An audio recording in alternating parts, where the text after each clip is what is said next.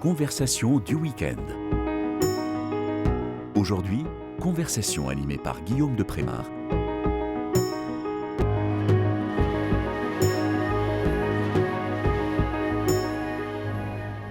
Chers auditeurs de KTO Radio, bonjour. Je suis heureux de vous retrouver pour notre émission Question Éco, consacrée aux grands enjeux économiques et sociaux. Et cette émission est diffusée, vous le savez maintenant, chaque mois dans le cadre des conversations du week-end.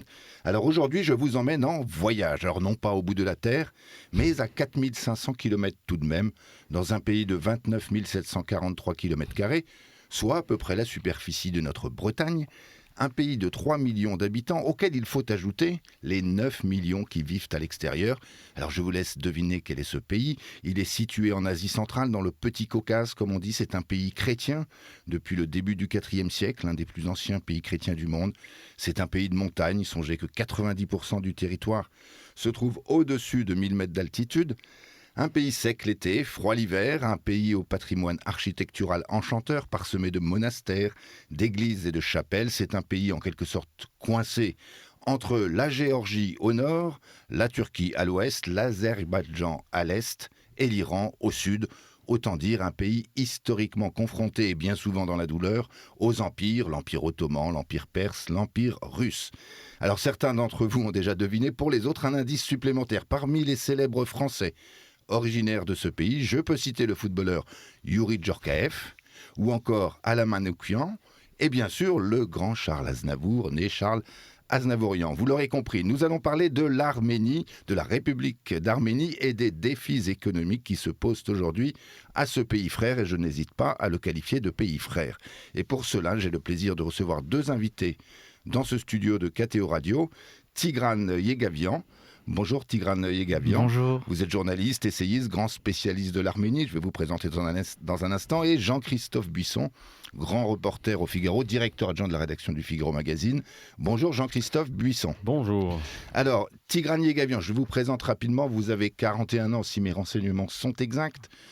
Vous êtes né à Paris, mais vous êtes d'origine arménienne, c'est bien ça ? Je confirme. Vous êtes journaliste, vous travaillez pour le mensuel France-Arménie, pour la revue de géopolitique Conflit. Vous êtes enseignant à l'université Schiller, vous êtes chercheur, vous faites une thèse actuellement.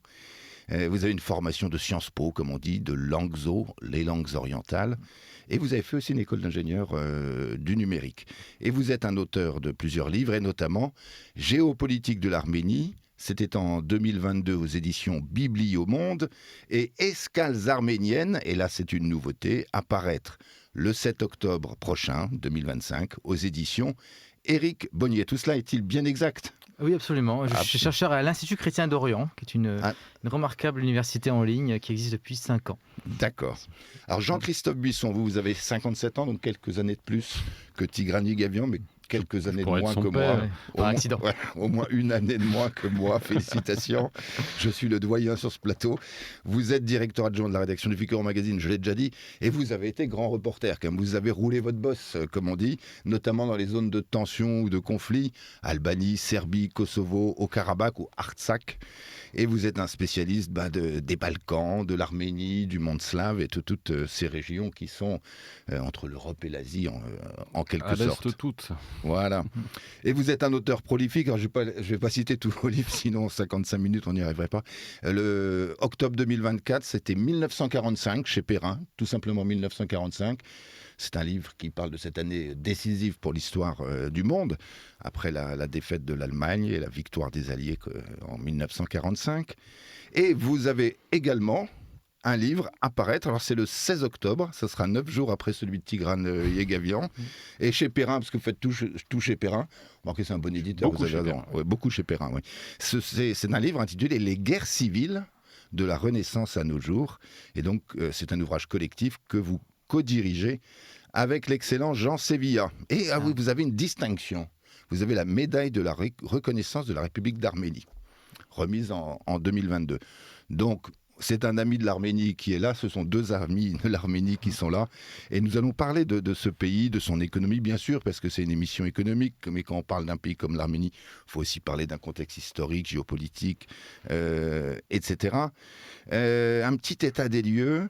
Alors Tigran Yegavian, vous avez écrit dans Capital Social de décembre 2022, « Aujourd'hui, le monde arménien se décline en 3 fragments, la République d'Arménie, la République de l'Artsakh, ex-Karabagh, non reconnue, et sa diaspora. Et on parlera de la diaspora. Alors c'est vrai qu'on a beaucoup parlé de l'Artsakh ou Haut-Karabagh avec cette guerre en 2020. Une courte explication sur le statut de ce territoire arménien qui est en Azerbaïdjan. Alors oui, là nous commémorons le premier anniversaire du nettoyage ethnique de ce territoire qui n'est pas un territoire comme les autres puisqu'il s'agit toujours du berceau de la nation arménienne, puisque c'est de là que est née, a jailli donc la civilisation arménienne, mais c'était aussi son bouclier du fait de son relief montagneux. Donc on parle d'un conflit post-colonial, un conflit de sortie d'empire qui a éclaté en 1988 à la faveur de la désintégration de l'Union soviétique. Un territoire qui aurait dû rester en Arménie, mais qui avait été donné par la main criminelle de Staline en 1921 à l'Azerbaïdjan soviétique, le voisin de l'Arménie. Oui, parce que l'Arménie était une république soviétique. Elle a été soviétisée en 21, pratiquement en même temps que la Géorgie et l'Azerbaïdjan voisins. Pendant toute la période soviétique, les Arméniens du Haut-Karabakh se sont battus pour que leur statut soit reconnu, leur droit à l'autodétermination, retour à la mère patrie, qu'ils n'ont pas pu avoir avec la sortie de l'URSS en 88, à l'époque de la perestroïka. Et pour le coup, ils se sont battus, ils ont pris les armes pendant la guerre de 88 à 94, avec une issue victorieuse sur le terrain, je dis bien militairement parlant, mais pas sur le plan politique, puisque ils ont gagné leur autonomie sur le terrain. Oui, ils ont libéré leurs terres contre l'occupant, le joug turco-azerbaïdjano-soviétique, mais ils n'ont pas pu obtenir la reconnaissance qui leur manquait pour avoir le droit à la vie. Et donc l'Azerbaïdjan, fort de sa rente pétrolière, de gazière, de ses alliances, Turquie, Israël, Grande-Bretagne, Pakistan, est repassé à l'offensive. Repassé en 2020, a eu sa revanche en 2 temps. En 2020, donc c'est un conflit qui dure 44 jours que Jean-Christophe a très bien couvert et qui donc s'est soldé par la perte des 2/3 déjà de cette région et une situation, je dirais, presque intenable parce que coupée de l'Arménie par une petite route, gardée par des Russes, par des soldats russes de maintien de la paix, sauf que il ne nous a pas échappé qu'entre-temps, donc 2020-2023, il y a eu la guerre en Ukraine et il y a eu un effet de vase communicant. En 22, il y a la guerre en Ukraine. Et donc, à la faveur de cette guerre en Ukraine, les Russes sont encore plus faibles dans la région et vont finalement céder le Haut-Karabakh à l'Azerbaïdjan qui va procéder à un nettoyage ethnique en règle en septembre 2023 au terme d'un blocus meurtrier de 9 mois. C'est-à-dire après avoir affamé 9 mois cette population, les Azerbaïdjanais, avec le silence complice de la communauté internationale... C'est pour qu'ils partent, ça. Et faisant valoir ce qu'on appelle l'intégrité territoriale, parce qu'il y a 2 principes en fait, opposés du droit international, celui de l'intégrité territoriale. Officiellement, le Haut-Karabakh, comme je dis, n'a pas pu obtenir sa reconnaissance par les grandes capitales, ni même l'Arménie ne pouvait pas le reconnaître pour des raisons géopolitiques. Eh bien, ils n'ont pas été défendus sur le plan du droit, mais on a assisté à un abandon et surtout à l'effacement d'un État démocratique et d'une civilisation. Donc ce qui est en train de se passer est gravissime. Depuis 1 an, depuis 2023, depuis 2 ans, l'Azerbaïdjan pratique une politique d'ethnocide après avoir chassé sa population, c'est-à-dire destruction systématique du patrimoine chrétien arménien et réécriture de l'histoire, dans un contexte qui lui est extrêmement favorable puisqu'elle exerce une pression très forte sur l'Arménie. L'Arménie très affaiblie, très vulnérable, et que j'ai enclavé. Et donc l'Arménie qui a conclu un accord cadre avec l'Azerbaïdjan en échange de l'abandon total de toute reconnaissance du statut, de toute défense des Arméniens du Haut-Karabakh. Donc c'est un lâchage aussi. Ils étaient contraints en fait par le couteau sous la gorge. Le couteau sous la gorge, abandonné par la Russie avec le cynisme occidental qui va avec. Donc, sachant que la Russie, elle estime avoir d'autres chats à fouetter, c'est ça, avec l'Ukraine, donc voilà, nous avons commémoré la semaine dernière l'anniversaire de ce nettoyage ethnique avec Jean-Christophe à l'Assemblée nationale. Nous étions une poignée de défenseurs de la cause arménienne et de parlementaires amis français, d'intellectuels amis français, mais toujours est-il que ce crime, je dirais, s'inscrit dans la continuité d'un processus génocidaire qui vise à éradiquer la présence arménienne plurimillénaire de cette région. Donc ce qui se passe est gravissime et malheureusement, mis à part KTO, je ne connais pas beaucoup de médias qui s'y intéressent. Ah bah écoutez, on est ravis de vous recevoir pour en parler. Alors je dis aux auditeurs de KTO Radio, j'ai une carte sous les yeux, mais eux, ils ne peuvent pas la voir. Mais regardez une carte. Le Haut-Karabakh, c'est quand même un territoire assez grand en proportion de l'Arménie, qui est situé à l'est, qui est séparé de l'Arménie, sauf, j'ai l'impression, par une petite bande de terre, un petit couloir, un petit corridor. Donc c'est là que c'est les soldats russes, j'imagine. Et il y a une autre chose qui m'a intrigué, le corridor de Lachin, c'est bien ça. Et il y a une chose qui m'a intrigué, c'est qu'au sud-ouest, côté ouest de l'Arménie, il y a une république du Nakhichevan. Nakhichevan, c'est une exclave de l'Azerbaïdjan. Ça, c'est une exclave de l'Azerbaïdjan. C'est une république autonome. Mais j'ai cru comprendre que c'est une ancienne province arménienne. Bien sûr, c'était une région qui était peuplée à 50% d'Arméniens, 50% de Tatars, de ce qu'on appelait turcophones, d'Azéris. Aujourd'hui, il n'y a plus un seul Arménien. Il n'y a plus d'Arméniens là, oui. Plus aucun Arménien. Mais comme le Karabakh, pour compléter ce qu'a excellemment dit Tigran, le Haut-Karabakh, c'est qu'on appelle l'Artsakh en arménien, aujourd'hui, sur 120 000 à peu près habitants, il y a 5 ans, écoutez-moi bien, il en reste 8. Il reste 8 Arméniens qui sont des gens qui n'ont pas pu fuir lorsque l'Azerbaïdjan a conquis ce territoire il y a 2 ans. Des handicapés ou des personnes très âgées qui n'avaient pas de famille, personne pour fuir. Il reste 8 Arméniens sur 120 000 habitants. C'est-à-dire, tous les autres sont retournés en Arménie ou allés en Arménie et ensuite sont repartis d'ailleurs dans d'autres pays pour beaucoup d'entre eux. Et le Nakhichevan, c'est un territoire donc, où les Arméniens ont été de manière expulsés et qui est très important parce que il peut être lié à l'Azerbaïdjan du jour au lendemain, c'est-à-dire le sud de l'Arménie aujourd'hui empêche l'Azerbaïdjan d'être joint directement à cette exclave. Au sud, il y a une frontière avec l'Iran. Exactement. Une ville qui s'appelle Milan, c'est ça. Et qui sépare l'Azerbaïdjan du Nakhichevan. Exactement. Et si vous regardez bien, au nord-ouest du Nakhichevan, il y a une toute petite frontière avec la Turquie. Oui. Ce qui veut dire que le jour, parce que c'est l'ambition de Aliyev, il arrive à récupérer ce sud de l'Arménie actuelle et faire un couloir de la même façon que la Chine pour relier l'Azerbaïdjan de son exclave.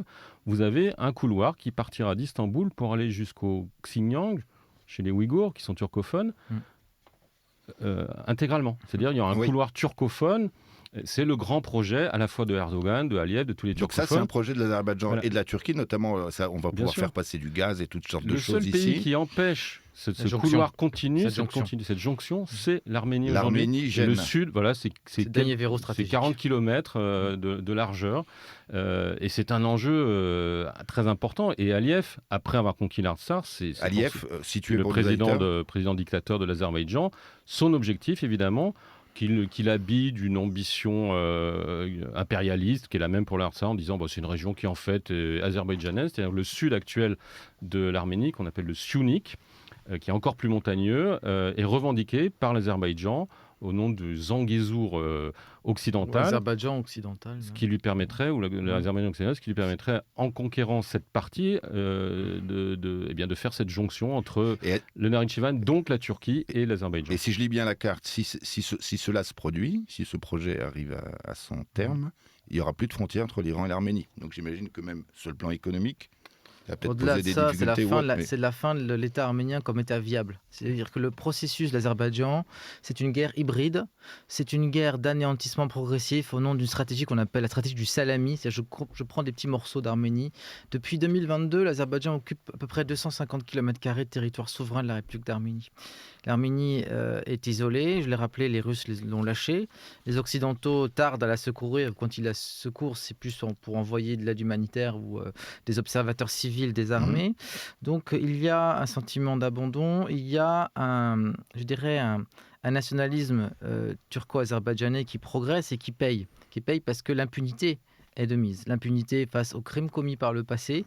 Et je reviens un peu là-dessus, parce que Jean-Christophe a bien fait de faire ce parallèle avec le Nakhitchevan. Pourquoi les Arméniens du Haut-Karabakh ont été aussi opiniâtres ? Pendant toutes ces années, ils ont résisté. C'est parce qu'ils ne voulaient pas connaître le sort de leurs compatriotes du Nakhitchevan. Maintenant, la troisième pièce du puzzle, c'est le sunnique. Vous aviez le Nakhitchevan qui est tombé en 1921, le Karabakh en 2023. Le sunnique concentre à lui seul, au fait, un enjeu qui dépasse de très loin cette grille de lecture binaire. Et qui a un enjeu économique aussi. Économique, géoéconomique. Parce que c'est en fait l'Arménie gêne aussi des puissances qui ont dans le sous-sol beaucoup de gaz ou c'est un caillou des de vraies chaussure. industries d'extraction, ce qui n'est pas tellement le cas de l'Arménie, si j'ai bien compris. Non, mais le Sud a une importance économique parce qu'il y a des mines de cuivre. Oui, c'est du minerai. Et Mobilden. Mobilden, absolument, du cuivre, du Mobilden, un peu de mine d'or. Et puis l'Arax, qui est une ville importante parce que l'eau est un enjeu primordial dans cette région. Oui. Parce que l'eau qui dit eau dit usine hydroélectrique et que l'Arménie, comme avant l'Artsar, ont un certain nombre d'usines hydroélectriques qui leur permet aussi de fournir de l'électricité. Enfin, il y a tout un l'Artsar était le fournisseur premier d'électricité en Arménie, jusqu'à sa chute. Oui. Donc là, les enjeux économiques, on voit qu'ils existent. Et puis un enjeu économique, comme vous l'avez dit, avec l'Iran, c'est-à-dire qu'il y a une route. Il y a quand même une route, on a des échanges. Il faut savoir que la frontière avec la Turquie et l'Azerbaïdjan est fermée. Donc les seules frontières ouvertes, c'est un blocus. Les seules frontières terrestres ouvertes, sachant qu'il n'y a pas d'accès à la mer pour l'Arménie, c'est le nord vers la Géorgie et le sud vers l'Iran. Donc on est sur la route où tous les camions viennent du subcontinent indien pour aller jusqu'à la mer Noire en traversant l'Iran. Ce qui est une richesse pour l'Iran économique parce qu'évidemment, il faut payer des droits de douane pour traverser le pays. Et si cette frontière n'existait plus, ce serait l'étouffement définitif de l'Iran, sachant que l'Iran a intérêt à contrarier ces projets-là. Absolument. D'ailleurs, l'Iran est très très méfiante vis-à-vis de l'Azerbaïdjan, et pas seulement parce que l'Azerbaïdjan est un grand allié d'Israël, donc un ennemi de l'Iran, mais aussi parce que l'Iran, dans sa partie nord, a un certain nombre d'Azéris historiques, j'allais dire, puisqu'à l'origine, l'Azerbaïdjan, c'est le nom d'une région du nord de l'Iran. Et d'ailleurs, quand l'Azerbaïdjan s'est proclamé pays, en 18, ils étaient fous furieux parce qu'en disant, mais attends, les Azéris, c'est une ethnie du nord de l'Iran, de la Perse à l'époque. Ça faisait partie de l'Empire perse. D'où vous appelez-vous Azerbaïdjan. C'est comme la Macédoine et la Grèce. Il y a deux fois plus d'Azéris en Iran qu'en Azerbaïdjan. Et l'Iran craint que si l'Azerbaïdjan devient trop forte, eh bien, un certain nombre d'Azéris du nord de l'Iran se disent après tout, pourquoi on ne ferait pas un très très grand Azerbaïdjan, et donc qui détruirait l'unité actuelle de l'Iran. D'accord. Très bien. Alors, on va aborder quand même la question économique. Moi, ça sera dans la deuxième partie d'émission, puisque le temps passe, le temps file, et je vois qu'on arrive déjà à la première pause musicale. Mais ça va être un plaisir de l'entendre, cette première pause musicale.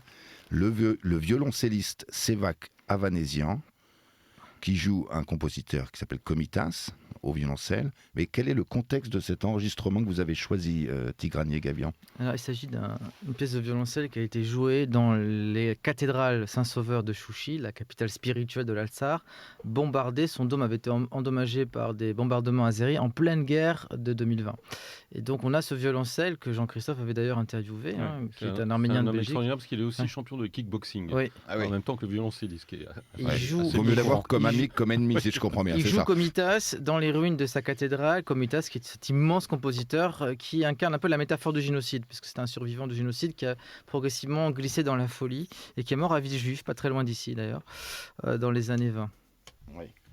Vous parlez du génocide arménien 1915, là. Absolument. Donc, sa famille est rescapée. Lui-même était rescapé. Eh bien, allons-y, écoutons donc ce violoncelliste qui joue Komitas.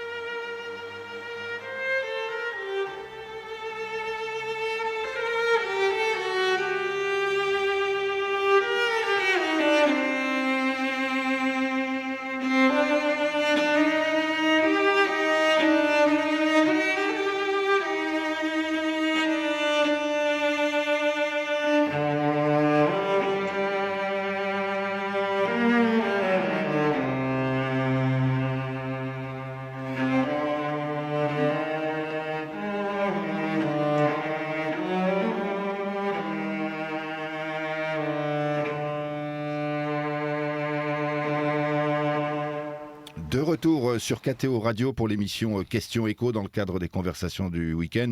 Aujourd'hui, nous parlons de l'Arménie et de son économie, des enjeux économiques de ce pays frère qu'est l'Arménie. Et dans ce studio sont présents Tigran Yegavian et Jean-Christophe Buisson, tous deux grands connaisseurs de la question arménienne. Alors dans la première partie, nous avons pas mal parlé du contexte avec ce territoire éclaté, ce territoire menacé, ce peuple menacé.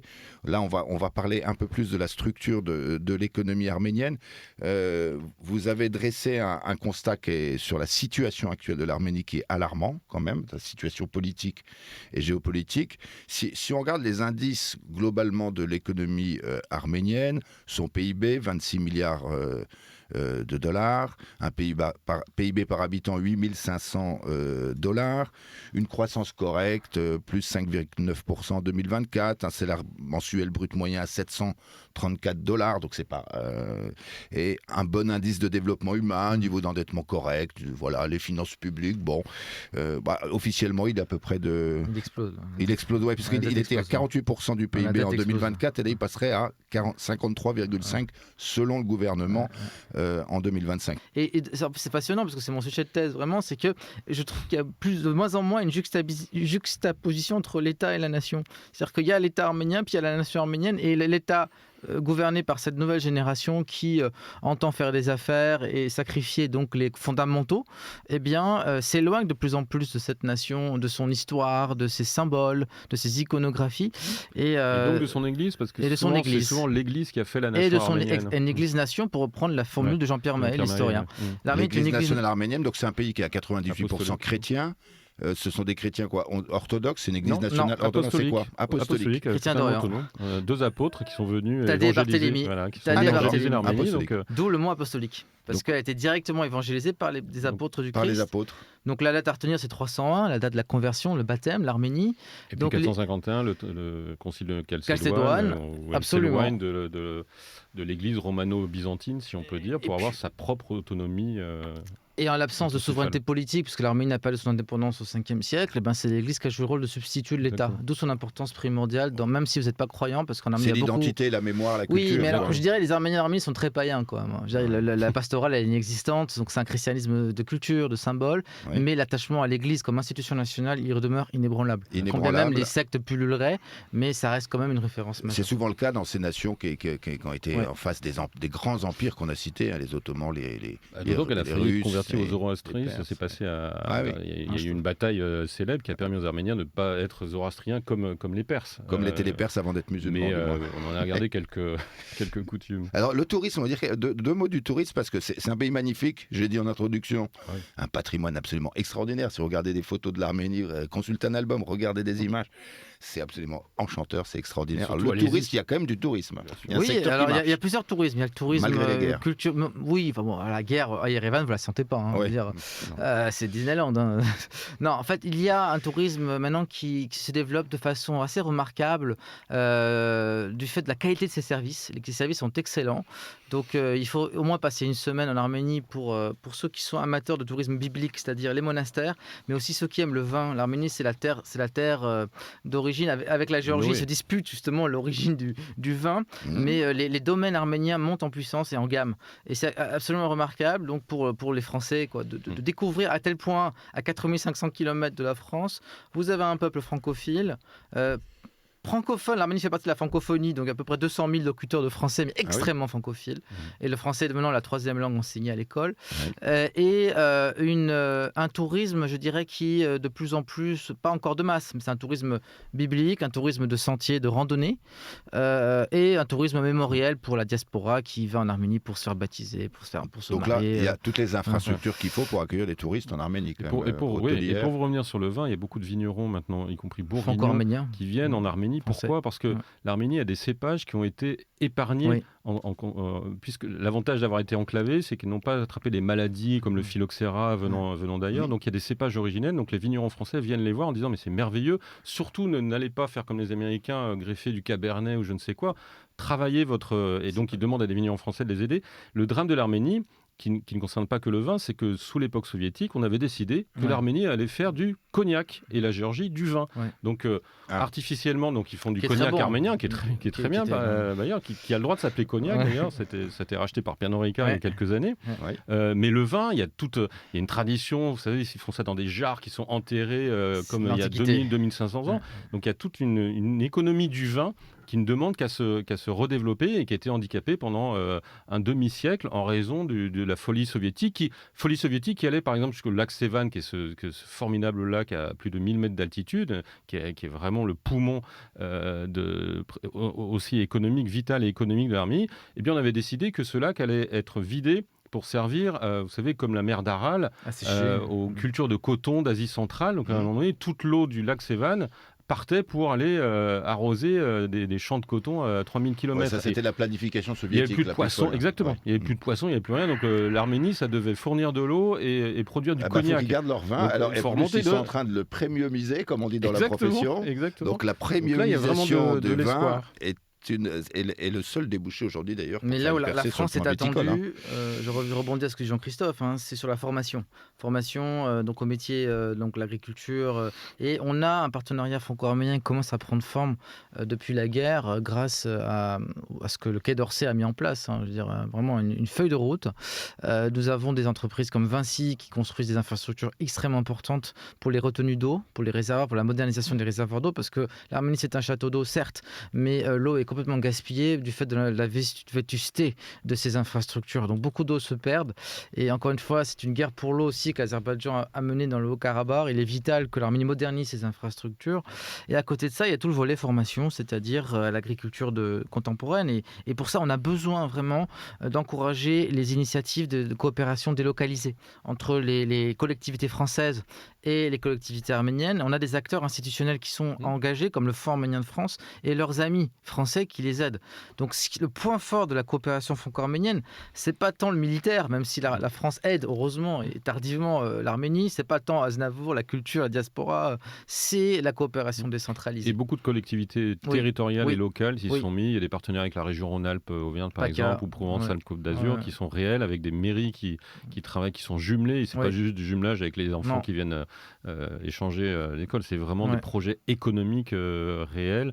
Et beaucoup de régions sont vraiment associées parce que c'est un moyen d'aider concret, d'aider l'Arménie et en jouer le jeu. Et ça peut être des bons débouchés pour nos régions françaises. En plus, bien sûr. Oui, il y a une demande des deux côtés. Une demande des deux côtés. Non, et puis j'aimerais bien honorer la mémoire de mon ami Vanik Berberian, qui était quand même le président de l'association des maires ruraux de France, qui malheureusement est décédé prématurément, et qui a fait beaucoup pour la France aussi, qui avait l'oreille de Macron pendant. C'est lui qui a insufflé l'idée du grand débat, qui était un homme d'une grande humilité, et qui malheureusement nous a quittés trop tôt, et qui a fait beaucoup aussi pour faire venir cette ruralité. Et il me disait, mais c'est pas moi qui veux, c'est mes amis qui me demandent, quand c'est que tu nous emmènes en Arménie? Donc il y a une demande, je crois, de côté, mais il manque encore, bien sûr, des mécanismes institutionnels qui permettent de donner plus de vidange que à la machine.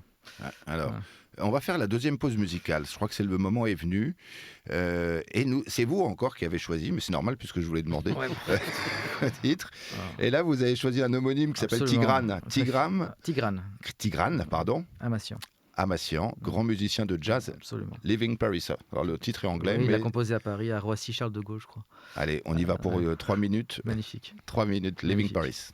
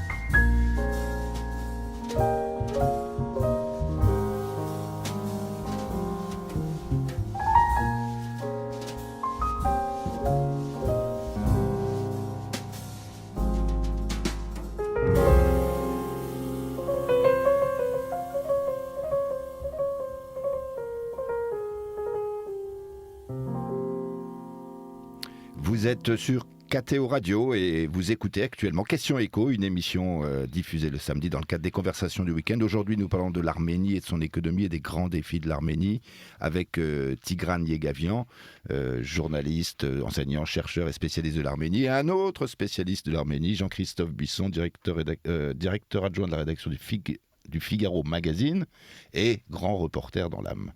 On va parler d'ailleurs un petit peu aussi de la vie concrète, par exemple en Artsakh, au Karabakh, comme on dit. Mais avant, on parlait de la France, là, juste avant d'écouter notre jazzman arménien. Tigran Amassian. Voilà. Et on disait, il y a des choses à faire pour l'économie française, les régions françaises s'y intéressent, etc. Est-ce qu'il y a suffisamment de lobbying politique qui s'exerce, par exemple, vis-à-vis du chef de l'État? Vous avez rencontré Emmanuel Macron pour lui parler d'Arménie, par exemple, Christophe Buisson? Oui, pendant justement, lorsqu'il y avait le blocus de l'Artsakh par l'Azerbaïdjan avec la complicité des Russes pendant près de 9 mois, on était allé voir avec Sylvain Tesson, Pascal Bruckner, Yuri Djorkaeff, on était allé voir le président Emmanuel Macron, il nous avait reçus à l'Élysée.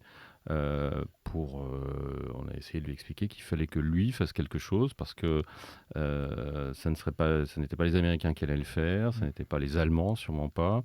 Il n'y avait que lui qui pouvait prendre une décision du type ce qu'avait fait François Mitterrand en 1992 à Sarajevo, où il a quitté il y avait à l'époque c'était la communauté européenne, il y avait un sommet à Lisbonne, il a pris un avion, il est directement à Sarajevo, sans prévenir personne. Et ce qu'on a dit à Macron, on dit mais ne demandez pas à vos partenaires, ils vont vous dire non, il y aura 1000 raisons de ne pas le faire, vous allez là-bas, vous allez à l'entrée du corridor, vous faites un discours sur l'injustice dans le monde, sur les conflits, vous parlez de l'Ukraine, vous parlez de la Palestine, de tout ce que vous voulez, et c'est un endroit. Et ça fera pression sur Aliyev. Et il nous a dit, oui, c'est une très bonne idée, je vais y réfléchir. En même temps. Il n'a pas fait. Hein. Il a trop réfléchi. Et 4 mois après, c'était terminé. Il y avait cette invasion, puisque l'Artsakh, aujourd'hui, comme je vous le disais tout à l'heure, il n'y a plus d'Arméniens, c'est terminé. Le Karabakh n'est plus arménien. Et je pense qu'il faut aussi rappeler qu'à la suite de cet exode forcé, de ce nettoyage ethnique, de cette épuration ethnique, une vingtaine de dirigeants de la République d'Artsakh ont été arrêtés. Ils sont aujourd'hui prisonniers à Bakou depuis 2 ans, avec des procès qui ont lieu, des charges de terrorisme, etc. Ils sont quasiment condamnés à mort sociale, en tout cas, on ne les reverra jamais, dont le président, dont un mécène qui s'appelle Ruben Vardanyan, qui est un homme d'affaires arménien, arméno-russe, qui est revenu en Artsakh alors qu'il est milliardaire, devenir Premier ministre de ce pays en prenant tous les risques, et qui aujourd'hui est en prison depuis 2 ans. Avec Tigran, on est souvent en lien avec son fils. Et ces gens-là sont coupables d'avoir été simplement des Arméniens responsables d'une république en Artsakh et sont accusés, quasiment condamnés à mort en Azerbaïdjan, à Bakou. On en parle, personne n'en parle. C'est vrai que ça, on n'en parle pas. Personne n'en parle. Et voilà. Alors, vous parlez de la classe politique. La classe politique, d'un point de vue législatif, les sénateurs et les députés ont été quasiment tous unanimes, à part ceux qui ont peut-être fait quelques voyages en Azerbaïdjan, qui leur a apporté beaucoup d'honneur et qui ont refusé de s'associer à ces initiatives. Mais le Parlement français, dans son ensemble, a fait des résolutions, a pris des initiatives pour défendre l'Artsakh, défendre l'Arménie, et ça de l'extrême droite à l'extrême gauche, vraiment. De Sébastien Delogu, qui est d'origine arménienne, à LFI, à Stéphane Ravier chez Zemmour, en passant par chez Zemmour, Reconquête, en passant par des députés macronistes, y compris lorsque Macron était président, évidemment des LR, des gens comme Xavier Bertrand, qui n'a pas un seul Arménien dans sa circonscription, il s'est démené. On ne peut pas l'accuser d'électoralisme, ou Bruno Retailleau aussi. Bruno Retailleau, on peut se dire, c'est pour des raisons spirituelles. C'est un Vendéen. Mais Xavier Bertrand, on ne voit pas très bien, ni spécialement chrétien, ni transpartisan. Des gens de gauche, de droite, et encore une fois, l'Assemblée nationale, on était la semaine dernière, il y avait beaucoup de socialistes qui étaient présents, c'était à l'initiative d'un député LR qui s'appelle Emmanuel Mandon. Donc ça a vraiment dépassé le cadre droite-gauche, les Arméniens, qu'on soit chrétien, pas chrétien, qu'on soit de gauche, de droite, l'Arménie pour plein de raisons, parce qu'il y a une injustice, parce que c'est un vieux pays chrétien, parce que c'est une victime. C'est une vieille amitié franco-arménienne aussi. Il y a cette vieille amitié, qu'on soit de Marseille avec une grosse communauté arménienne, ou de Lyon ou des Signes-Charpieu, ou qu'on soit encore une fois de Lille ou de Vendée comme Bertrand ou Retailleau, eh bien toute la classe politique était assez unanime pour faire pression. mais faire pression avec un résultat assez décevant, et même, mais sans doute et le président de la République lui-même a fait des choses. Il a tordu le bras de l'Union européenne à un moment donné pour envoyer une mission d'observation qui a peut-être retenu provisoirement le bras militaire de l'Azerbaïdjan, mais il n'a pas fait assez. Il n'a pas fait assez. Et aujourd'hui, donc, cette économie étouffe. Alors, l'Artsakh, comment on prononce exactement ? Artsakh. Je vais essayer. Parce que dans les médias, ils disaient le Haut-Karabakh à l'époque tout le temps. Le Karabakh, c'est un nom turco-persan. Le nom arménien, c'est Artsakh. C'est pour ça qu'on dit Artsakh, parce que le mot, c'est Nagorno-Karabakh, qui est un mot russe. Alors, Nagorno, c'est russe, montagneux. Kara, c'est turc, veut dire noir, et Bar, c'est le jardin en persan. Donc nous on dit Artsakh, qui est le mot arménien pour parler des Arméniens. Et quand vous avez fait vos reportages là-bas, c'est quoi la structure, de quoi on vit là-bas, c'est quoi l'économie de cette c'était république? une économie vraiment beaucoup plus agricole. C'était le grenier de l'Arménie. Voilà, c'était pour des artisans, des cultivateurs, des éleveurs, des vignerons. plaines là. C'est des forêts. Des forêts. Des forêts, des plaines fertiles. Et ils ont brûlé la couverture forestière avec des bombes au phosphore blanc avant d'accueillir la COP. Donc vous voyez, là, c'est vraiment de l'humour azéri. Non, beaucoup d'eau, beaucoup de rivières, parce beaucoup que de sources de rivières. comme je l'ai rappelé, oui, les usines hydroélectriques alimentaient en électricité l'Arménie. Pas que l'Artsakh. Il y avait un surplus de production électrique, le blé aussi, les céréales, qui fait que l'Arménie est nourrie par l'Artsakh et c'est ce qui a été perdu aujourd'hui. Donc l'Arménie doit maintenant trouver des solutions alternatives dans un contexte quand même très très périlleux. Et quand vous étiez sur place, c'était en 2020, 2021, et ils vivaient de quoi les gens concrètement? Comment ils se nourrissaient? Alors, avant le blocus, ils se nourrissaient, il y avait une forme d'autarcie alimentaire, parce que dans toute famille d'Artsakh avait 2 vaches, 3 poules, de quoi vivre, de quoi se nourrir suffisamment. Donc beaucoup d'artisans, des vignes. Et puis un peu de services. Et à la capitale, Stepanakert, qui avait à peu près 60 ou 70 000 habitants, je pense, il y avait des services, il y avait de l'hôtellerie, d'ailleurs il y avait du tourisme aussi, il y avait quelques petites usines hydroélectriques à proximité qui fournissaient du travail. Et puis il y avait des mines. Des mines aussi, des mines d'or, une mine d'or en particulier, qui était d'ailleurs le prétexte pour l'Azerbaïdjan de bloquer en disant que ces mines d'or polluaient l'écosystème. Donc ils avaient envoyé des faux militants écologistes, et c'est eux qui ont commencé à bloquer le fameux corridor de la Chine. Décembre 2022. Décembre 2022. Moi j'étais allé clandestinement quelques mois plus tôt dans des conditions un peu rocambolesques avec Antoine Agoudjian, le photographe. Et c'est vrai que les gens disait simplement on est là parce qu'on n'a pas le choix, et donc il y avait une espèce de terreur pratiquée par l'Azerbaïdjan qui terrorisait tous les habitants à la frontière. On les menaçait, on leur téléphonait la nuit, on leur envoyait des pneus enflammés dans leurs champs, on mettait des champs de muezzin au-dessus de leur maison pour leur rendre la vie insupportable. Et eux disaient mais de toute façon on n'a nulle part où aller, donc ils peuvent faire ce qu'ils veulent, mais on restera, c'est pas ça qui nous fera partir. Ce qui les a fait partir, c'est une invasion militaire avec une menace vraiment de massacre à grande échelle. Et aujourd'hui, ces gens-là sont retournés en Arménie. Ils ont eu pendant quelques mois quelques facilités pour acheter un logement, pour s'installer. Et aujourd'hui, ils n'ont plus droit à rien. S'ils gardent leur passeport, ils sont obligés d'avoir un nouveau passeport arménien qui ne mentionne absolument pas leur origine de l'Artsakh. Et c'est vrai qu'aujourd'hui, il y a une fracture au sein de la société arménienne, Tigran peut en parler, entre ceux qui viennent d'Artsakh, c'est un peu les pieds noirs, si vous voulez. Comme vous le savez, les pieds noirs ont été très mal reçus, comme disait Gaston Defferre, qu'ils aillent se réadapter ailleurs lorsqu'ils sont arrivés à Marseille. Et bien là, c'est la même chose, c'est un peu la honte du pays. Donc on les laisse un petit peu. Vous savez, pendant très longtemps, le Haut-Karabakh était aussi perçu par une partie de la société arménienne comme un fardeau de la guerre. Et, comme l'Algérie pour... voilà, et elle aussi, cette élite arménienne corrompue qui est en partie originaire du Karabakh. Kocharian, Sarkissian, qui a alimenté le rejet. Donc ils arrivent, ils évoquent tout ce passé qu'on veut plus se souvenir parce que l'amnésie doit l'emporter sur la lutte. On est dans une société apathique, mais moi ce qui m'inquiète, c'est l'incitation à la haine, qui est relayée par des médias pro-gouvernementaux arméniens qui voudraient faire croire que les Arméniens du Karabakh sont une 5e colonne au service de la Russie. Aujourd'hui, il y a un climat de guerre froide en Arménie. C'est-à-dire que le gouvernement arménien et ses relais d'influence font de la chasse aux Russes partout. Il y a la paranoïa anti-russe qui, en partie, est justifiée. Il faut partie parce que la Russie garde des leviers d'influence considérables en Arménie. Donc la vie politique arménienne est très polarisée. L'opposition n'est pas en mesure de présenter une offre crédible, une alternative crédible, mais effectivement, elle est partisane du maintien de l'alliance avec la Russie par pragmatisme, non pas par russophilie, alors que le gouvernement, la majorité gouvernementale, elle, entend arrimer l'Arménie dans le camp euro-atlantique. Ce qui est une option à court terme et moyen terme irréaliste, complètement irréaliste compte tenu du peu d'intérêt que l'Arménie présente pour l'Union européenne et les États-Unis.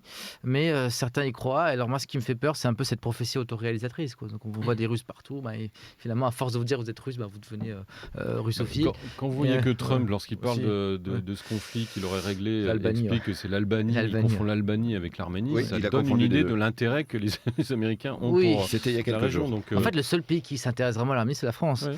Et la seule diaspora qui est vraiment politisée, qui a des relais institutionnels sincères et pas corrompus. Moi, j'ai parlé avec un lobbyiste arméno-américain pas plus tard qu'il y a 3 jours, et il me disait, mais vous ne vous rendez pas compte de la chance que vous avez, parce que je lui dis, les sénateurs américains et les politiques sont extrêmement corrompus. Ils font pas de gestes gratuits. Ils attendent toujours en retour du lobby qui les rémunère. Alors que chez les Français, il y a un désintéressement.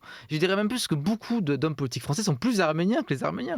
Je pense à Pierre Ouzoulias, vice-président du Sénat, communiste. La planche de salut pour l'Arménie, parce que c'est enclavé, c'est coincé, donc étouffé économiquement, impossibilité d'avoir des relations économiques normales avec les 2 gros voisins, Azerbaïdjan à l'est et Turquie à l'ouest. Et là, c'est vraiment, vous regarderez une carte, vous comprendrez vite la situation.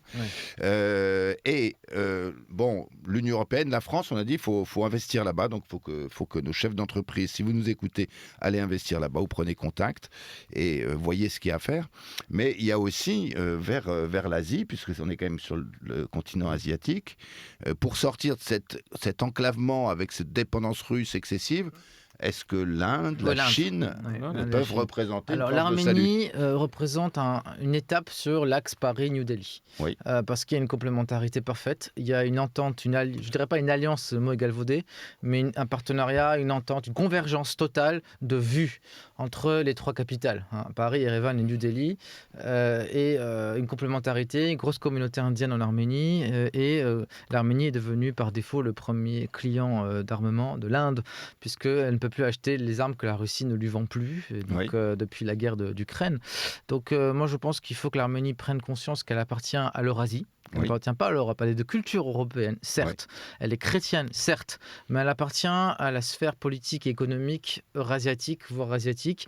Donc à elle de trouver l'énergie, la souplesse nécessaire pour se rapprocher de pays stratégiques dehors de l'Iran. Je pense aux Émirats Arabes Unis. Les pays du Golfe. Les Émirats Arabes Unis, c'est 2 heures de vol d'Erevan. Et il y a une communauté arménienne importante. Il y a le high-tech qui intéresse les Émiratis. L'économie de la connaissance, elle doit se rapprocher de l'Irak. Elle doit se rapprocher bien sûr de l'Inde.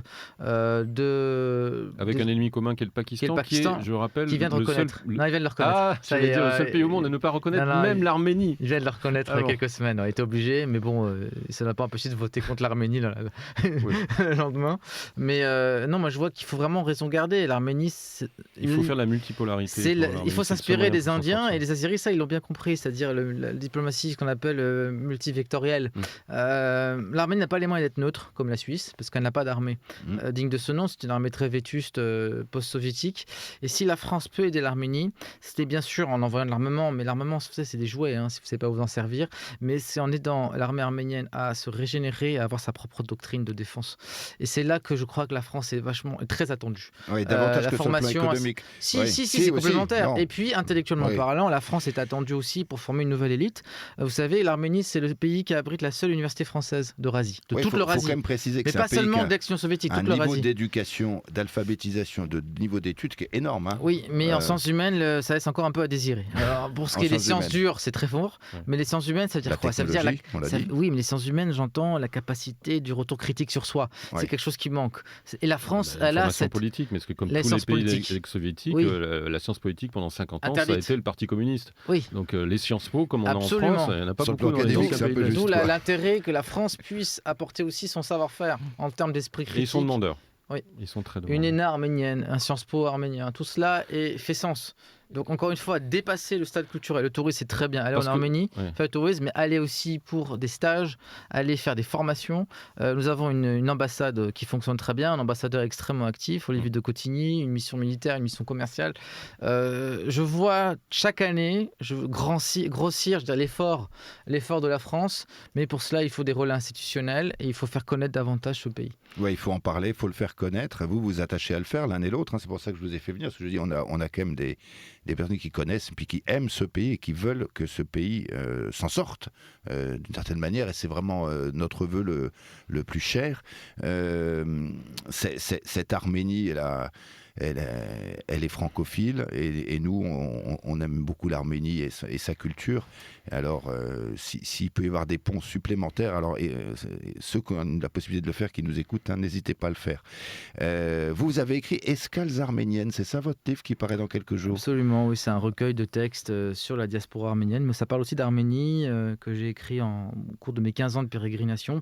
Mon propos était de montrer la complexité du monde arménien. Il n'y a pas que la République d'Arménie, l'Artsar, il y a aussi l'Arménie du Levant, les anciennes communautés du Levant, Alep, Beyrouth, la Cilicie, puis l'Arménie occidentale. Moi, toute ma famille vient d'Anatolie depuis plus d'un millénaire, donc pour moi ça faisait sens aussi de revisiter ces lieux, leur donner aussi un sens spirituel et aussi comment faire œuvre de transmission. Quand on a la chance d'avoir une transmission, que ce soit au niveau de la langue arménienne, la culture arménienne, on a une responsabilité, et je pense que la presse, le livre, ce que fait aussi Jean-Christophe, eh bien, c'est de la transmission, et c'est un outil précieux. Après, il y a aussi la volonté de transmettre une pensée arménienne en diaspora. Donc, vous trouverez dans ce livre pas mal d'entretiens, d'articles d'opinion. Parce qu'il y a un enjeu vis-à-vis de la diaspora. Moi, je pense que l'enjeu premier, c'est l'éducation. C'est l'éducation. On est sous-éduqués, vraiment, en diaspora. À titre personnel, je peux témoigner pendant la guerre de 2020. Pas se planter. Oui, non, culture arménienne, je veux dire, pendant la guerre même géopolitique. Je veux dire, pendant la guerre des 44 jours, nous étions qu'une petite poignée à pouvoir maladroitement expliquer la complexité des enjeux. Donc, c'est pour vous dire à quel point on est démunis intellectuellement et aussi spirituellement, parce que l'Arménie, on l'est à KTO, je ne sais pas un scoop, c'est la première nation chrétienne, mais c'est un pays qui est encore une terre de mission, qui a besoin aussi de trouver une énergie spirituelle en se réappropriant ses textes, son héritage chrétien, ces grandes figures de cette ancienne église. On a des docteurs de la foi comme Grégoire de Narek, on a les écrits de Saint Nassas le Gracieux, on a des grands mystiques. Eh bien, la jeunesse arménienne doit se réapproprier son héritage pour pouvoir affronter la dureté de son époque. Et je crois, c'est quelque chose qui manque en diaspora. Quand on parle d'éducation, c'est pas que l'école, c'est pas que la danse, c'est très bien la danse, c'est pas que évoquer le génocide, c'est se réarmer intellectuellement, spirituellement. Oui, ça, il y a un besoin très fort pour vous dans cette diaspora. Alors, il y a combien de personnes dans cette diaspora? Moi, j'avais lu 9 millions, vous me dites non, pas du tout. Non, beaucoup moins. Je dirais que l'Arménie diaspora, c'est 10 millions, en fait. En gros, parce que comment qualifier et comment identifier sur quels critères est-on arménien? Vous avez des Arméniens d'origine, vous avez des Arméniens d'Arménie, vous avez des Arméniens de cœur comme Jean-Christophe Buisson. Donc c'est un peu compliqué. Non, mais c'est très flou. Et puis vous avez aussi des crypto-arméniens. C'est quand même plusieurs millions de personnes en Turquie qui ont une conscience qui sont arméniens. Ils sont peut-être musulmans, peut-être qu'ils pratiquent ou pas, mais ils ont la conscience. Est-ce qu'on les intègre ou pas? Qu'est-ce qu'on en fait? Donc ces gens-là, ils ont droit aussi au respect et à redécouvrir leur histoire dans le respect de leur altérité. Donc je pense qu'il y a un immense enjeu de la part de l'Arménie que d'avoir une politique vis-à-vis de sa diaspora qui soit porteuse de sens et de perspective et qui soit vraiment horizontale.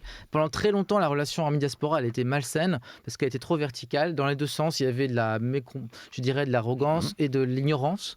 Aujourd'hui, il y a des choses qui se font au niveau des sociétés civiles, c'est louable, mais il faut que les pouvoirs publics et les organisations, les structures les plus professionnelles jouent le jeu et fassent œuvre de transmission. Encore une fois, le premier étage de la fusée, c'est l'éducation.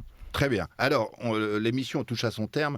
Jean-Christophe Buisson, vous aussi, vous avez ce livre, Les guerres civiles, qui paraît dans quelques jours. En 2 mots, on va explorer quoi C'est un livre collectif dont l'objectif était de demander à une vingtaine d'historiens, de spécialistes, de journalistes, de raconter 20 guerres civiles depuis les guerres de religion au XVIe siècle jusqu'aux guerres civiles au Rwanda, Algérie, années 90, Angola, qui est un objet historique, mais en essayant de comprendre en quoi les mécanismes de déclenchement d'une guerre civile, de réalité d'une guerre civile et comment on sort d'une guerre civile peuvent peut-être nous éviter à nous-mêmes notre propre société, dont on dit qu'elle est parfois au bord de la guerre civile.